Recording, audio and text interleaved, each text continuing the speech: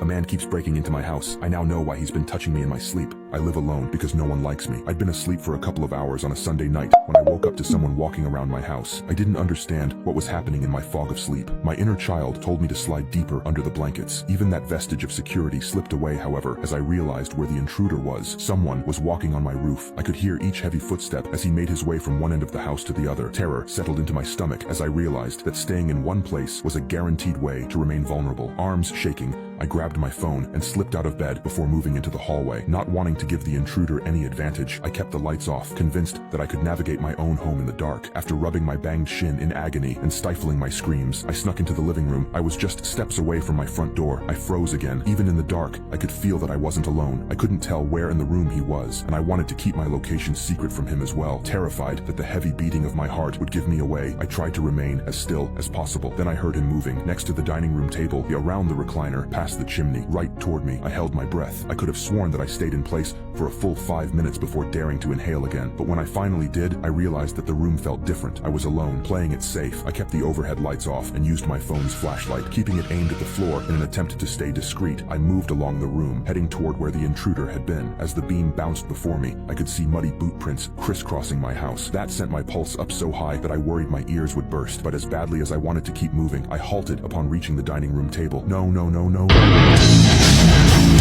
Longer trying to hide, but the harder I looked, the clearer the truth became. My intruder had taken the Cub Scout money. I was about to scream when my light fell on something I didn't recognize. Hands trembling harder than ever, I walked forward. It was a gift and a note. Both had my name on them. Still holding the phone, I unwrapped the gift first, pulling off the crinkly wrapper to reveal Cole. It was definitely Cole. That fucker knew I'd gotten rid of my charcoal grill. My stomach dropped as I realized how closely he'd been watching me. I didn't want to read the note, but I was more terrified of not knowing what it said, so I ripped it open as fast as possible. I told myself it couldn't be as bad as I imagined. It was worse than I imagined. 2 photos fell out. One had been taken right next to my bed when I was passed out, completely unaware of another person in my room. The other showed me climbing into my car with the stolen money. Along with them was a handwritten note. I watch you when you're sleeping, Ryan. I follow when you're awake. I touch you when you're unconscious, and stroke you while you have sweet dreams. See you soon.